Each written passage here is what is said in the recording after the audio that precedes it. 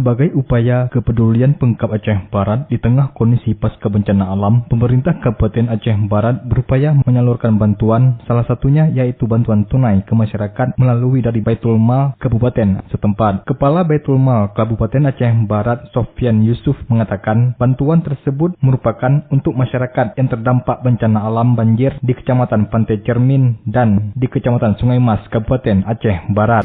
Hari ini kita datang ke Kecamatan Pantai Cermin. Di sana kita bantu saudara-saudara kita yang rusak rumah, rusak berat, ada 34 rumah. Itu kita bantu satu rumah atau satu kakak itu 3 juta rupiah. Kemudian juga ada saudara kita yang rumahnya rusak sedang, itu lebih kurang 101 rumah.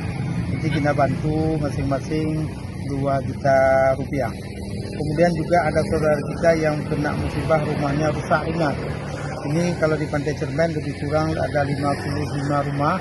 Ini kita bantu per kakak 1 juta rupiah. Berdasarkan hasil penataan atau verifikasi yang dilakukan oleh tim Baitul Mal Kabupaten Aceh Barat dan berkoordinasi bersama para kepala desa setempat, tercatat kerusakan rumah warga dengan rincian sebagai berikut. Rusak berat 34 rumah dengan besaran bantuan tunai 3 juta rupiah per kakak. Rusak sedang sebanyak 101 rumah dengan besaran bantuan tunai 2 juta rupiah per kakak. Rusak ringan sebanyak 55 rumah dengan besaran bantuan 1 juta rupiah per kakak. Reporter RRI Melabuh, Arif Rizalul melaporkan.